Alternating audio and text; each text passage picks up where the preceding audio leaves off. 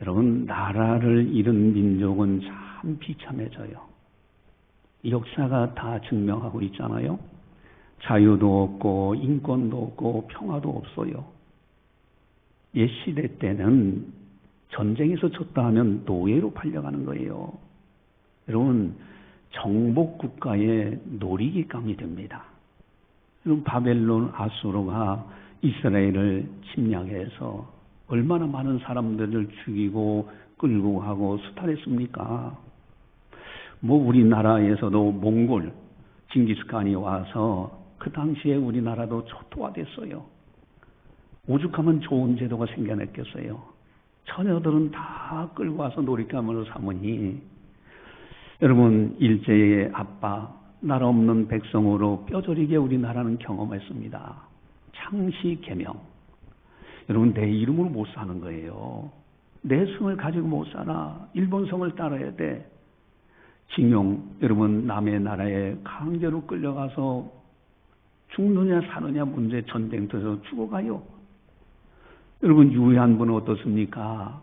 젊은 여인들은 끌려가서 군인들의 놀이감이 되었어요. 여러분, 우리나라는 뼈저리게 경험한 겁니다. 그래도 오늘날은 세계 인권 운동가들에 의해서 그래도 어느 정도 조금 이제 완만합니다. 그러나 지금도 마찬가지잖아요. 제가 한번 이제 태국에 오지에 그 의료 선교 갔을 때, 의사들하고 갔을 때, 그 마을은 그저 뭐 몇 가구 안 됩니다. 그런데 미얀마 경계 지점인데 미얀마에서 그분들이 이렇게 나와가지고 거기에 정착을 하고 있는 태국 땅이에요. 그런데 시민권이 없어. 그러니까 태국의 국민으로서 대우를 못 받아요. 그러니까 이 사람들은 그저 모여 살면서 만약에 단속하는 사람들, 태국 단속도만에 이제 발각이 되면은 강제로 추방당하게 되는 거예요. 그래서 항상 아주 낯선 사람이 오면 굉장히 긴장하면서 그렇게 살아가는 사람들이에요. 우리들이 가서 의료 진료하니까 뭐 그분들은 뭐 시민권이 있어야 어디 가서 치료를 받지요. 그런데 우리들이 가서 무료로 치료해 주니까 그렇게 고마워하고 한 모습이 지금도 눈에 선합니다. 여러분, 나라 없는 민족, 정말 고통받는 민족이 돼요. 나라라는 것은 그 나라 국민들을 지켜주는 울타리와 같은 거예요. 그러면 탈북해가지고 그 북한에서 살기 힘들어서 탈북해서 중국으로 갔는데 여성들은 인신매매 끌려가고요. 또 남자들은 노예처럼 그저 가서 하는데 중국 공안에 발각이 되면은 북송되면 북한은 완전히 지옥이죠. 그 수용소에 들어가서 죽어가는 사람들도 많은데, 뭐 심지어는 제가 이제 백두산 그쪽에 우리 이제 서울양신대 교수들 수련회 제가 한번 간 적이 있어요. 갔는데 거기에 이제 현지 이제 목사님이 말씀하시더라고요. 심지어는요, 이 사람을 코를 뚫어가지고 그 탈북한 사람들을 끌고 가는 장면이에요. 그러니까 중국 사람들이 막 야유하면서 이 나쁜 놈들아 하면서 야유하는 그런 모습도 있었다고 그래요. 여러분, 이 나라 없다. 나라를 잃어버렸다. 이거 참 안타까운 겁니다. 나라의 독립은 너무너무 중요한 거예요. 그래서 일제시대 때 독립운동 얼마나 많은 사람들이 나라의 독립을 위해서 그렇게 애타게 부르짖고 목숨을 걸고 했습니까? 이승만 대통령이 그러다가 사형언도 붙잡혀서 독립운동 하다가 붙잡혀서 사형언도도 받았다는 그런 이제 이야기도 있지 않습니까? 그런데 문제는 나라의 독립도 아주 중요하지만 그만큼 중요한 것이 없어요. 독립된 나라. 그런데 그보다 더 중요한 것은 어떤 나라가 되느냐 하는 것도 굉장히 중요합니다. 나라라고 해서 똑같은 나라가 아니더라 이거예요. 여러분, 우리나라 1945년 8월 15일 해방되었어요. 그때 해방될 때 얼마나 감격적이었습니까? 특별히 일제의 독립운동 하다가 감옥에서 사형언도를 받았는데 이제 사형 집행을 기다리고 있는데, 이 일본군들이 물러가면서 해방되게 됐다. 그 분들은 너무너무 감격할 거예요. 그렇게 감격했던 그 나라. 그런데 처음에는 사실 믿겨지진 않았어요. 일본들이 물러간다 하니까 이게 해방인가 뭔가. 그러다 나중에 확인해 보니까, 이게 진짜 물러갔네? 그래서 태극기를 들고 온 나라 백성들이 나와서 감격적으로 흔들었지 않습니까? 여러분, 우리나라가 능력이 있어서 해방됐나요? 여러분, 독립군이 힘이 있어가지고 일본군을 격퇴할 만큼의 능력이 있었느냐 이거예요. 그런 능력 없었어요. 세계 나라를 섭리하시는 하나님께서 미국이라는 나라를 들어서 일본이 하와이에 있는 진주만을 침공하자 미국이 원자폭탄을 히로시마에 투하하게 됩니다. 이때 일본 천황이 두 손 들고 백기를 들은 거예요. 그래서 우리는 그저 값없이 우리가 해방된 거 아닙니까? 이거 전적인 하나님의 은혜인 거예요. 이 한반도, 저 북한 땅이나 남한 땅이나 모든 한반도가 다 해방을 맞이했어. 근데 문제는 두 개의 나라로 나눠졌습니다. 북한에는 김일성이가 들어와서 조선인민민주주의를 세웠고요. 소련을 등에 업고 공산주의를 실현하기 위해서 많은 사람들을 죽였어요. 그리고 수탈을 합니다. 평등이라는 그 가짜 가면을 쓰고서 만들었던 땅이잖아요. 그러나 우리 남한은 어떻습니까? 이승만 대통령이 대한민국을 수립합니다. 자유의 나라를 만드는 거예요. 여러분, 이 결과는 어떻게 됐습니까? 북한은 수많은 사람들이 죽고요. 자유와 인권이 유린당하는 나라가 되고 말았어요. 그러나 우리 자유 대한민국은 어떻습니까? 자유와 인권과 복지와 그리고 평화의 나라가 되었어요. 이렇게 좋은 살기 좋은 나라가 됐어요. 여러분, 똑같이 한반도가 해방이 됐는데 한쪽은 어둠의 나라, 한쪽은 빛의 나라. 이 어마어마한 차이가 나타났잖아요. 여러분, 야경에 비행기를 타고 딱 이렇게 인천공항에 내릴 때 보면요, 확실하게 표가 나타납니다. 저 북한 땅에는요, 깜깜해요. 그러나 우리 자유 대한민국 땅은 빛이 찬란합니다. 인공위성으로 찍은 사진들을 봐도 그렇습니다. 여러분, 참으로 이 어마어마한 축복을 받은 나라가 우리나라예요. 이렇게 두 개의 나라가 해방은 맞이하면서도 이렇게 차이가 크게 나타났습니다. 그런데 문제는, 그런데도 북한 정권을 옹호하고 평화라는 가면을 쓰고 자유 대한민국을 전복하려는 세력들은 참으로 안타까운 세력입니다. 여러분, 북한의 그 김일성이의 주체 사상을 만들었던 황장업 선생님이 있었어요. 그분이 북한에서 제2인자라고 했던 사람입니다. 그런 사람이 탈북해서 우리나라에 들어왔잖아요. 그리고 적나라하게 그 있었던 이야기들을 잘 이렇게 얘기해 줬는데, 그 당시만 해도 그런 이야기가 있어서요. 우리나라의 고정간첩이 약 5만 명 정도다. 지금은 얼마나 많겠습니까? 아니, 자유 대한민국에서 이렇게 누리며 살면서 북한을 옹호하고 나라를 전복하려고 한 간첩이다. 여러분, 나라를 전복시키려고 하는 것은 매국노입니다. 매국노예요. 차라리 그렇게 좋으면 북한에 가서 살지.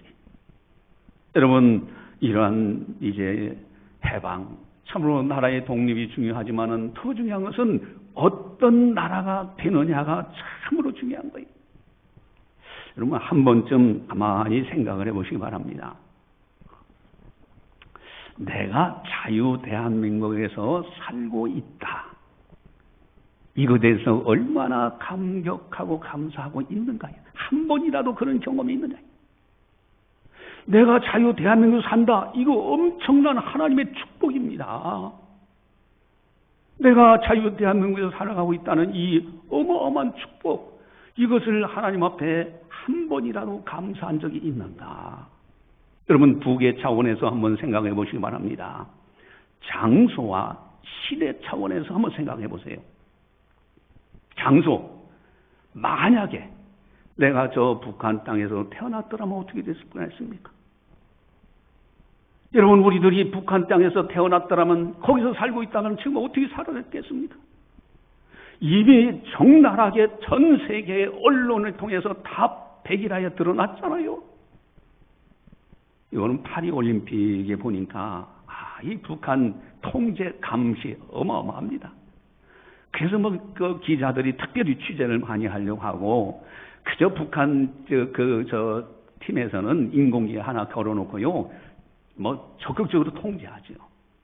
우리나라 선수는 얼마나 자유롭습니까? 그래서 경기하고 너무 좋아가지고 셀카 찍자고 그래가지고 핸드폰 가지고 찍으면요, 북한 선수는 그 아주 어색하게 그걸 제대로 못 찍고 하는 모습 이미 뉴스에 다 나와 있잖아요. 근데 어느 전문가가 그런 얘기를 해요. 지금 우리나라 선수들은 자유롭게 경기하면서 기뻐가지고 그들과 대화하는데, 그들이 좋아가지고서 어떤 한 마리 이기세요 이런 말이 한 마디 하고 그러면 그 사람들은 북한에 가면은 생명의 문제가 달린다는 거예요. 아니, 자유롭게 경기하는 이런 사회에서도 이렇게 자유가 없는 나라, 여러분, 북한 땅에서 우리가 살았다면 어떻게 될 뻔했습니까? 나만 드라마 본다고 해서, 소지했다고 해서 공개 사용을 하지 않나? 성경책 들고 다닌다고 사용을 하고요, 예배 지하교회에서 예배 드렸다고 총살을 시키고요. 여러분, 정치범 소형사, 오독 소형사 다 알잖아요. 옛날에 이만갑 이제 만나러 갑시다라는 그 프로에, 그래서 탈북한 분들이 와서 간증을 하면요, 정말 눈물 없이는 들을 수 없는 내용들이에요.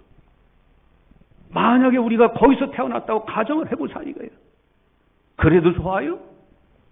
여러분, 우리가 자유대한민국에서 살 수 있다는 것, 태어나서 살 수 있다는 게 어마어마한 중요한 은혜예요. 또 한 가지 차원은 시대입니다. 여러분, 우리가 만약에 일제시대 때 태어나서 그때 살아가고, 만약에 그렇다면, 물론 연로하신 분들은 옛날 그 경험들이 있겠지만은, 여러분, 그 당시에 그렇게 살다가 끝났다면 어떻게 될 뻔했습니까? 조선시대 때 양반 쌍놈 따지는 그 시대에 태어나서 그 시대에 살았더라면 양반 쌍놈하고 담배대 하나 물고서 그러고서 돌아다니지 않았겠는가? 만약에 노예로 태어났다면 또 어떻게 될 뻔했어요? 그 위에 고려시대, 삼국시대 좀 올라가 보세요. 여러분, 우리나라 역사 속에서 가장 자유롭고 가장 인권이 보장되고 가장 복지가 잘 되고 가장 잘 사는 시대가 오늘날입니다. 이렇게 좋은 시대에, 이렇게 좋은 나라에서, 자유의 나라에서 살고 수 있다는 게 어마어마한 축복이에요. 역사적으로 이렇게 좋은 시대가 없었어요. 자유롭게 주님의 교회가 세워지고요, 곳곳마다 십자가가 있고요, 뿐만 아니라 자유롭게 주의 전을 출입할 수 있다는 이 어마어마한 것. 여행도 자유롭게 갑니다. 여러분, 북한 땅에는 여행 증명서 가지고 가야 돼요. 문화생활도 자유롭게 합니다.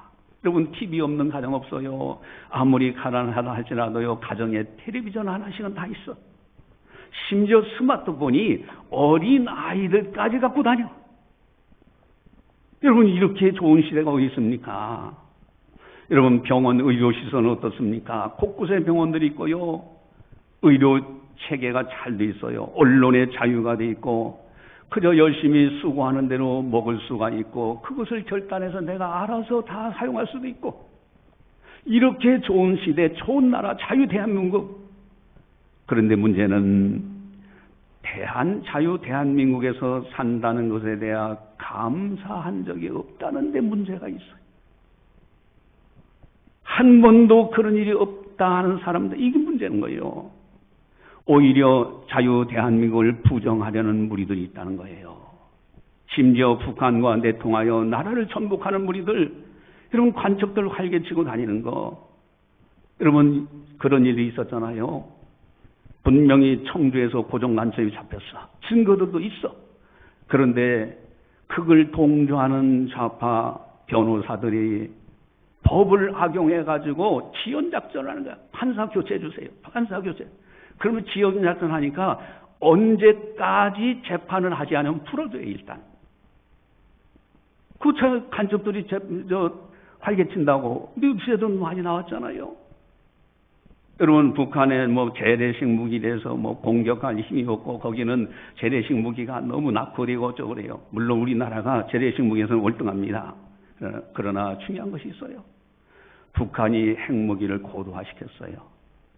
이번에 250대 발사대를 진연식하면서, 물론 우리에게 위협하는 여러 가지 분석이 있습니다. 그러나 이스라엘과 하마스의 전장을 보았어요. 여러분, 하마스에 있는 그 시나로라는 아주 악인입니다. 그 사람 동시에 수천 발 미사일을 이스라엘로 날리니까 갑작스레 기습적으로 이게 막을 수 있냐, 이거 다. 피해가 컸어요. 그러니까 이스라엘이 또 이제 보복하기 위해서 또 가자 지역을 침공하고 이런 일도 있었잖아요. 여러분, 이 히로시마의 원자폭탄이 터진 역사 드라마를 역사적인 그 자료들 쭉 보니까요, 이게 비참합니다. 한 발에 그냥 초토화 되는 거예요. 여러분, 세계 역사를 보면은 항상 힘이 없는 나라는 힘이 강한 나라의 지배를 받게 돼 있어요. 침략을 받습니다. 비근한 예로 러시아의 푸틴 보세요. 푸틴은요, 자기들이 그냥 며칠 만에 우크라이나를 정복한다고 힘이 강하다고 생각했어요. 침략했는데 자유를 사랑하는 나라들이 뭉쳐서 우크라이나를 도와줘서 지금 견뎌나가고 있잖아요. 여러분, 일제시대 때 일본이 우리나라보다 훨씬 잘 살았어요. 그만큼 많이 발전하니까 그것을 가지고 우리나라를 침공한 거예요. 여러분, 지금 곧 이루어질 것 같은 이야기들을 전문가들이 하는데 중국이 대만을 침공하겠다는 거예요. 곧 이루어지겠다고 그렇게 얘기를 합니다.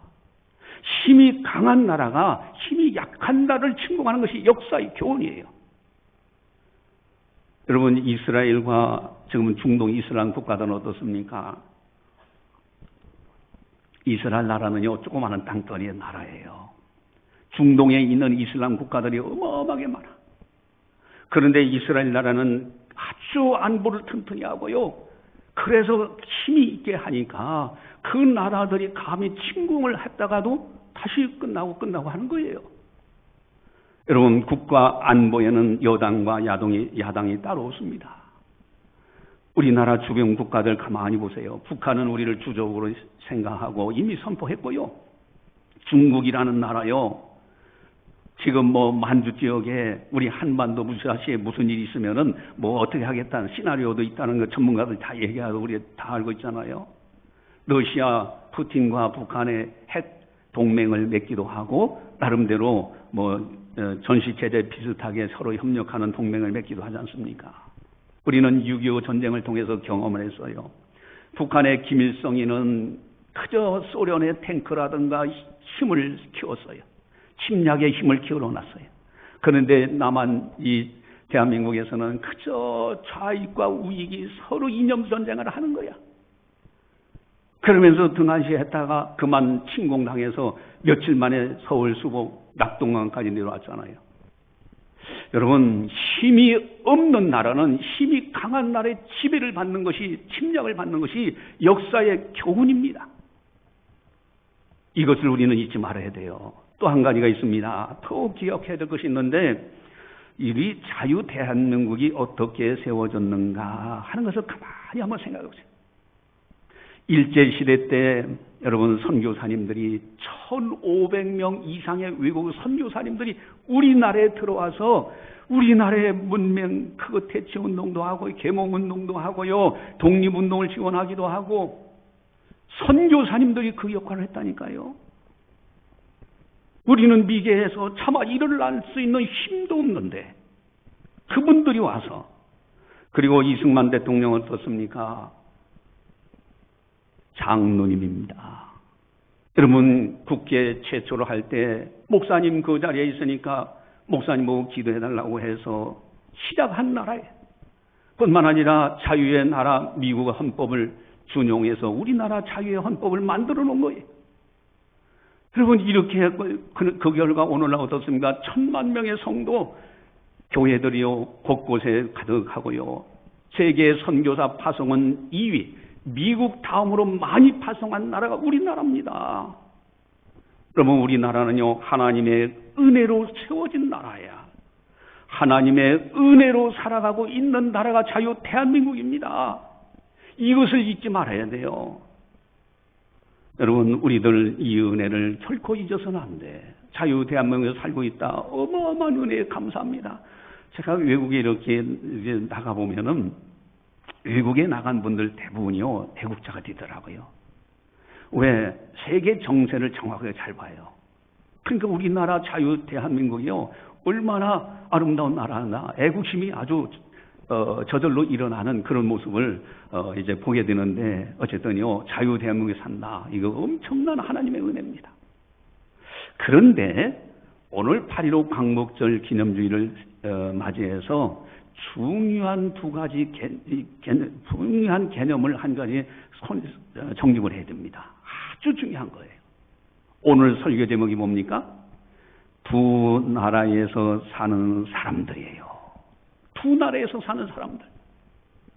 여러분, 각 나라가요 이중 국적은 다 부인합니다.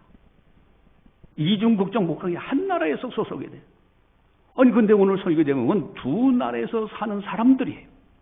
이게 도대체 무슨 뜻이냐? 두 나라는요 보이는 나라와 보이지 않는 나라예요. 보이는 나라는 바로 자유 대한민국 세상에 있는 나라예요.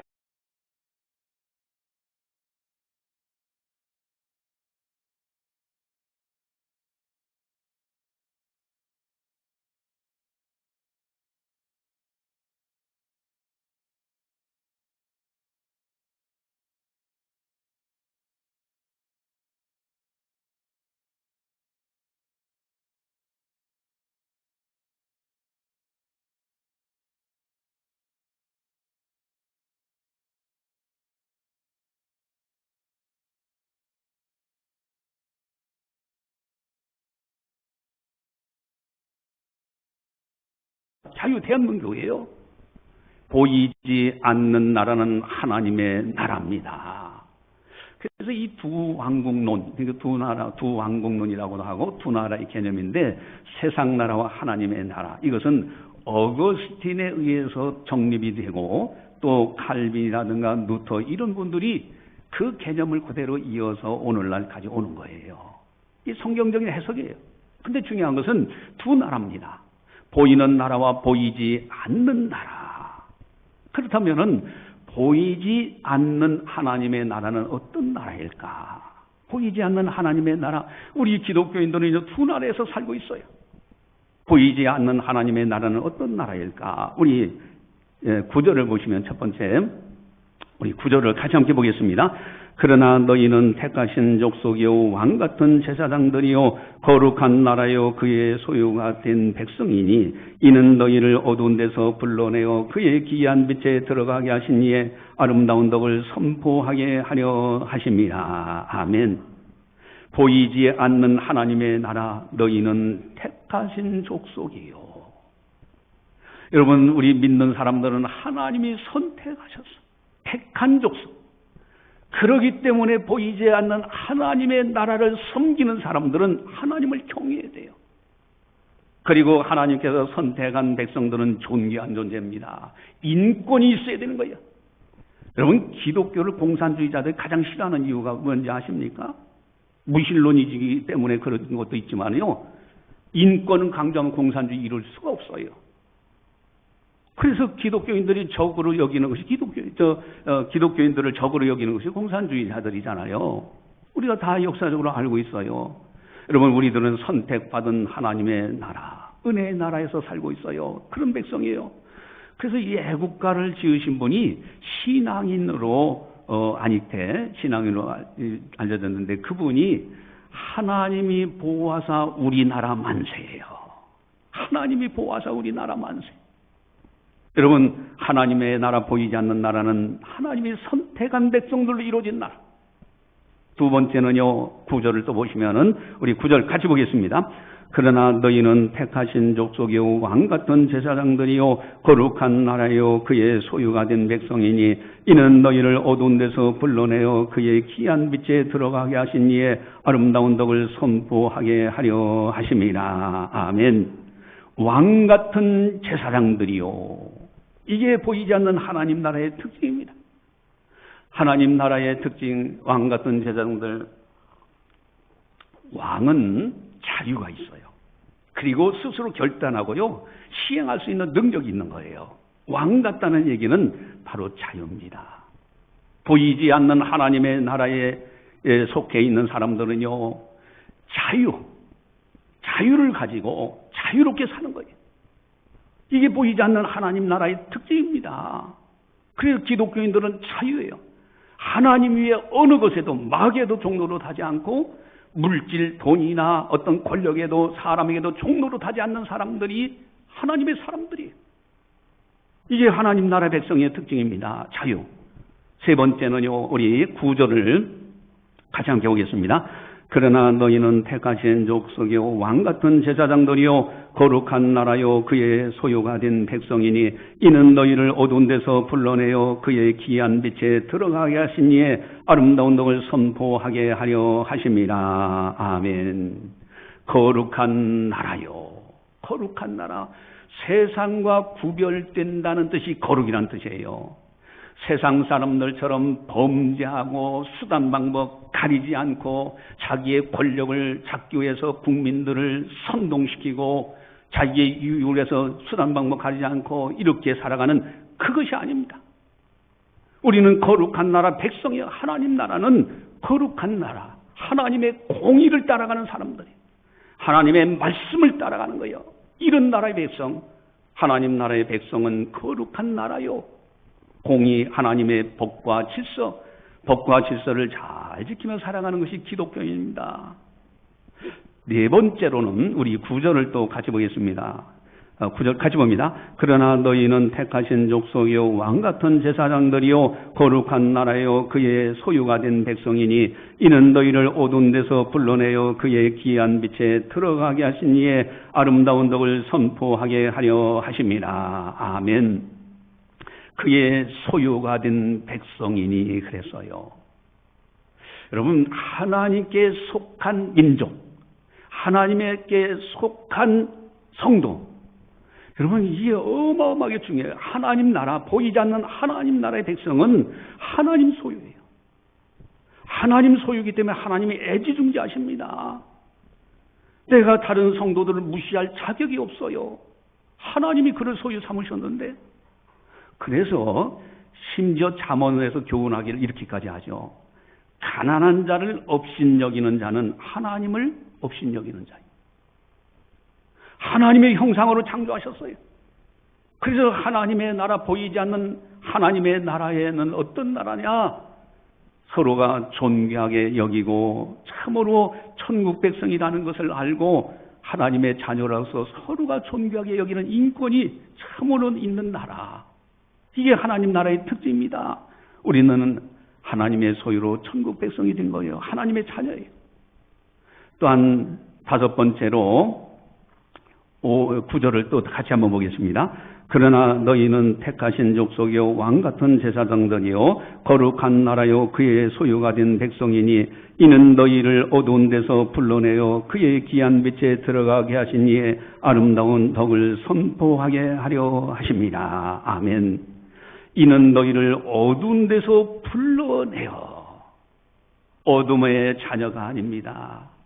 죄악과 허물로 죽었던 우리들을 다시 살리셔서 하나님 나라의 백성이 되었어요. 보이지 않는 하나님 나라의 백성이 되었어요. 더 이상 어둠의 자녀가 아닙니다. 이게 하나님 나라의 특징입니다. 또한 여섯 번째로는요, 9절을 보시면 9절 같이 보겠습니다. 그러나 너희는 택하신 족속이요 왕같은 제사장들이요 거룩한 나라요 그의 소유가 된 백성이니 이는 너희를 어두운 데서 불러내어 그의 귀한 빛에 들어가게 하신 이의 아름다운 덕을 선포하게 하려 하심이라. 아멘. 그의 귀한 빛에 들어가게 하신 이, 여러분, 하나님의 영광의 빛, 우리들은 하나님의 자녀가 되었어요. 빛의 자녀가 되었어요. 더 이상 어둠의 자녀가 아닙니다. 보이지 않는 하나님 나라의 백성들은 빛의 자녀들입니다. 영광의 빛에 들어가게 하셨어요. 천국에 들어가면요, 완성되는 천국에 들어가면은 이런 등불과 햇빛이 필요 없어요. 하나님의 영광의 빛이 가득한 나라, 그 천국입니다. 이것이 보이지 않는 하나님 나라의 특징입니다. 일곱 번째는 우리 9절을 또 함께 보도록 하겠습니다. 9절 같이 봅니다.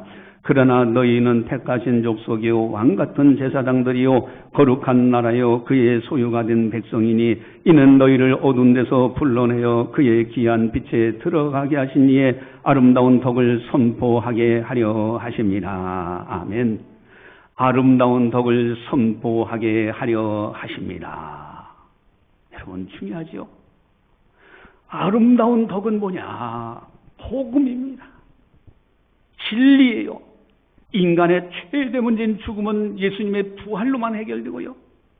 인간의 최대 문제인 죄 문제는 예수님의 십자가로만 해결되는데 이 모든 것을 해결하신 우리 주 예수님 바로 아름다운 덕을 선포하게 하려 하나님 나라 확장 선교 사역에 동참할 수 있는 하나님의 일꾼이 되었어요. 이게 하나님 나라, 보이지 않는 하나님 나라의 특징입니다. 여러분 가끔가다 이렇게 세상 사람들 만나보면 그런 사람들 많잖아요. 내가 이 나이에 무엇을 하겠습니까? 그것은 세상 나라에만 속한 사람들이 하는 이야기예요. 하나님 나라에 속한 사람은 마지막 세상 내 호흡을 주관하신 하나님이 나를 불러가는 그 순간까지 기도하고 복음 전도하며 살아가는 거예요. 이것이 바로 하나님 나라, 보이지 않는 하나님 나라의 일꾼으로 아름답게 살아가는 모습입니다. 오늘 설교 제목은 두 나라에서 사는 사람들. 여러분, 보이는 나라는 언젠가는 없어져요. 보이는 나라는 언젠가는 이 세상이 끝나는 날이 있어요. 그러나 보이지 않는 나라는 영원한 나라입니다. 만약에 보이는 나라, 자유 대한민국에 소속돼, 국민이, 이 나라 국민이에요? 좋은 나라죠. 정말 은혜의 나라에서 우리가 살고 있어요. 그런데 우리나라에만 등록이 되고 보이지 않는 하나님의 나라에 들어가지 못하고 거기에 등록되지 못한 사람은 정말 비참한 사람이에요. 왜냐하면 이 세상 끝나는 그 순간에 모든 것은 내게서 다 떠나기 때문에 그렇습니다. 그래서 우리들은 어떻게 살아야 되느냐? 오직 예수님, 오직 하나님, 오직 믿음, 오직 말씀입니다. 여러분, 보이지 않는 하나님의 나라의 백성, 성도로서 어떻게 하면 이제는 보이는 나라, 자유 대한민국을 어떻게 만들어가느냐, 어떻게 섬겨야 되느냐, 중요한 것이 있습니다. 보이지 않는 하나님의 나라의 모습으로 자유 대한민국이 그렇게 발전하도록 이끌고 기도하면서 살아가야 되는 거예요. 이것이 아름다운 모습입니다. 그래서 보이지 않는 하나님의 나라의 구조를 함께하고 그리고 보이는 세상의 나라에서 어떻게 살아야 되느냐? 보이지 않는 하나님의 나라가 보이는 나라에서도 이루어질 수 있도록 하늘에서 아버지의 뜻이 이루어진 것처럼 땅에서도 이루어지도록 기도하는 주기도문처럼 우리들은 자유 대한민국을 그렇게 만들어가면서 우리 후손들에게 물려줘야 되는 거예요. 그래서 우리는 9절을 보시면은 보이지 않는 하나님의 나라를 다시 한 번 더 9절 보겠습니다. 그러나 너희는 택하신 족속이요 왕같은 제사장들이요 거룩한 나라요 그의 소유가 된 백성이니 이는 너희를 어두운 데서 불러내어 그의 귀한 빛에 들어가게 하신 이의 아름다운 덕을 선포하게 하려 하십니다. 아멘. 이런 아름다운 나라 자유 대한민국을 또 만들어야 되는데 그 밑에 또 13절에서 15절까지를 같이 한번 보겠습니다. 인간의 모든 제도를 주를 위하여 순종하되 혹은 위에 있는 왕이나 혹은 그가 악행하는 자를 징벌하고 선행한 자를 포상하기 위하여 보낸 총독에게 하라. 그 선행으로 어리석은 사람들의 무식한 말을 막으시는 것이라. 아멘. 여러분, 보이지 않는 하나님의 나라의 모습으로 보이는 자유 대한민국을 그런 나라가 되도록 기도해야 됩니다. 그러면서 인간이 만든 모든 제도에 순종해줘야 해요. 따라하셔야 됩니다. 여러분, 대통령 윤석열 대통령 마음에 안 들어도 대통령입니다. 위해서 기도해 주는 거예요. 그리고 국회의원들이 뿐만 아니라 위정자들을 위해서 기도하는 겁니다. 그리고 모든 제도에 순종하면서 그러면서 하나님을 절대적으로 경외하고 기도하고 법치국가 질서를 잘 지키고요. 안보, 자유, 인권, 평화, 복지, 경제 이 모든 분야에서 최선을 다해서 일하는 거예요. 이것이 바로 이 나라를 진정으로 애국하는 길입니다. 법을 만들고 법을 안 지키려고 하는 그런 사람들처럼 하지 말고 우리들은 정말로 하나님의 나라의 백성으로 이제는 자유 대한민국, 세상에 있는 나라 자유 대한민국이 질서 속에서 법치국가, 그 속에서 자유, 인권, 평화, 복지, 경제가 잘 이루어질 수 있는 나라로 되도록 우리가 최선 다해야 되고 기도해야 되는 거예요. 오나우께는 이번 8.15 광복 기념주를 맞이해서 우리나라가 이처럼 한 단계 한 단계 이제 하나님의 나라를 본받아 사는 자유 대한민국이 되기를 바라면서 기도하시겠습니다. 사랑의 하나님 아버지 감사합니다. 오늘도 성령께서 교회에게 하신 말씀을 들었습니다. 참으로 나라의 흥망성쇠 하나님 손에 있습니다. 우리나라 일제 압박 속에서 어마어마한 고통을 당했지만은 하나님의 놀라우신 섭리로 인하여 우리나라 해방되어지고 또 많은 선교사님들 1,500명 넘는 선교사님들이 이 땅에 와서 복음을 뿌려주고 또 나라를 위해서 기도했고 또 자유를 이제 자유의 나라로 시작한 이승만 대통령 그 밖에 여러 대통령들을 통해서 오늘날 이만큼의 자유, 인권, 복지, 경제가 활성해야 되는 이런 나라로 세워주신 거 너무너무 감사를 드리옵나이다. 이제는 우리들 하나님의 사람들은 두 나라에서 사는 사람들입니다. 하나님의 나라 보이지 않는 하나님 나라의 백성답게 살아가게 하시고 보이는 자유 대한민국도 보이지 않는 하나님 나라의 모습을 본받아 살아갈 수 있는 아름다운 나라로 승화될 수 있도록 인도하여 주시옵소서. 대통령을 붙들어 주시옵시고 국회의원들 또 여러 정치하는 사람들 육해 공군 모든 장병들 붙들어 주시어서 이 나라가 든든히 서가는 가운데 땅끝까지 선교하고 복음 전할 수 있도록 은혜 베풀어 주시옵소서. 자유롭게 하나님전을 출입하는 이 놀라운 시대 놀라운 은총 하나님의 은혜를 헛되이 받는 어리석은 사람들 한 사람도 없도록 막아 주시옵소서. 특별히 우리 창신교에 소속되어 있는 성도들 한 사람도 나고자 없도록 믿음 부어 주시옵소서. 감사하고 예수님의 이름으로 기도드리옵나이다. 아멘. 주보지 교회 소식을 전달합니다. 여러분 8.15 광복절 기념주일